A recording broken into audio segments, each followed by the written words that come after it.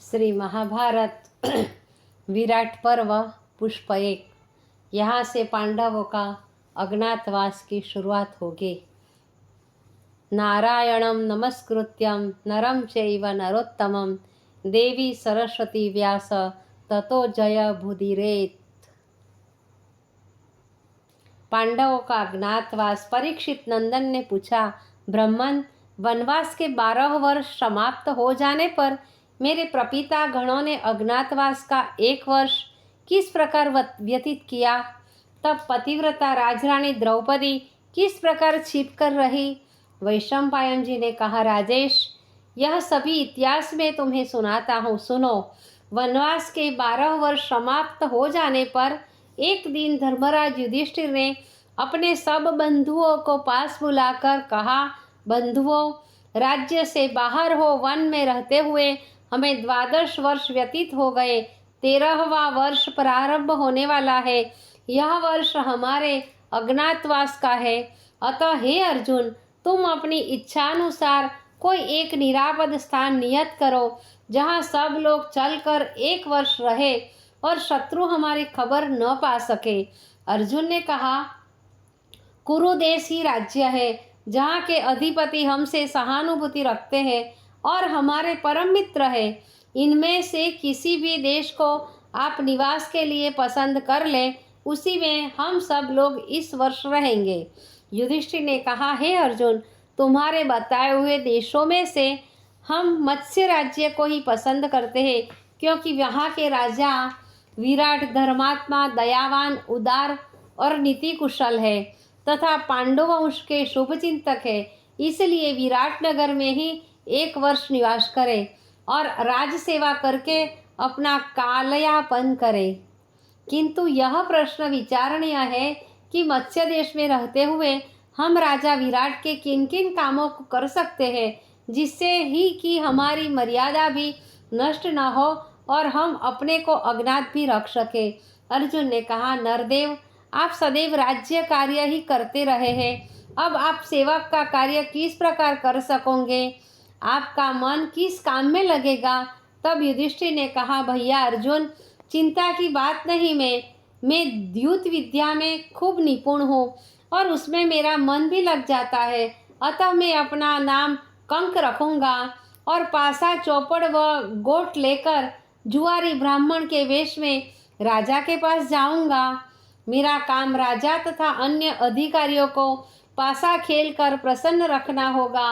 भीम, अब तुम बताओ कि तुम कौन सा काम करके प्रसन्नतापूर्वक अपना समय बिता सकोगे? भीम ने कहा, महाराज, मैं पाक विद्या में विशेष चतुर हूँ, अतः वल्लभ नाम का रसोइया बनकर राजा के दरबार में जाऊँगा और कहूँगा कि मैं महाराज युधिष्ठिर के यहाँ रसोई बनाता रहा हूँ और कुश्ती भी लड़ना जानता हूँ। इनके उपरांत युधिष्ठिर ने अर्जुन को इंगित करके कहा, अर्जुन, अग्नि की तरह चमकते हुए वीर तेज धनुष की प्रत्यंचा के निशानों के रहते हुए अपने को किस रूप में प्रकट करोगे और क्या काम करोगे? उत्तर में अर्जुन ने कहा, धर्मराज, मैं मस्तक में वेणी, कानों में कुंडल तथा बाहुओं में भुजबंद बांधकर और अपना बृहनल्ला नाम रखकर राजा के दरबार में उपस्थित होऊंगा और कहूँगा कि मैं नर्तक हूँ। युधिष्ठिर महाराज के अंतःपुर में मैं राजपुत्रियों को नृत्य शिक्षा देता रहा हूँ। इसी प्रकार नकुल ने कहा, भैया, मैं अश्वविद्या में पूर्ण पारंगत हूँ, अतः मैं अश्व परिचालक होने की प्रार्थना करूँगा। विशेष हाल पूछने पर कहूँगा कि मैं राजेश्वर युधिष्ठिर महाराज की अश्वशाला का प्रधान था।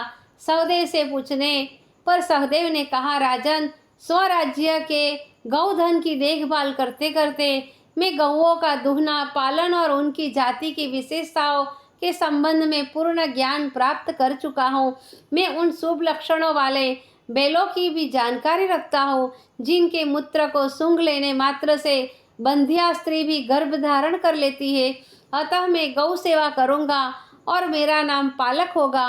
मैं अपने नाम और काम से अपने को अज्ञात रखने में पूर्ण सफल रहूँगा और विराट राज को प्रसन्न कर लूँगा अंत में दुखित होकर धर्मराज बोले, हम सब तो पुरुष होने के नाते येन केन प्रकारेण अपना समय व्यतीत कर लेंगे, लेकिन प्रियतमा द्रौपदी इस कठिन समय को किस प्रकार व्यतीत कर सकेगी, क्योंकि श्रृंगार के सिवाय उसने कभी कोई काम अपने हाथ से नहीं किया। द्रौपदी ने कहा, महाराज आप मेरे लिए चिंता न करें, मैं सैरेंद्री नाम से अपना परिचय दूंगी और अंतःपुर में राजरानी तो सुदेशना के श्रृंगार का कार्य करूंगी। विशेष पूछने पर कह दूंगी कि मैं महारानी द्रौपदी की प्रधान दासी का कार्य करती रही हूँ।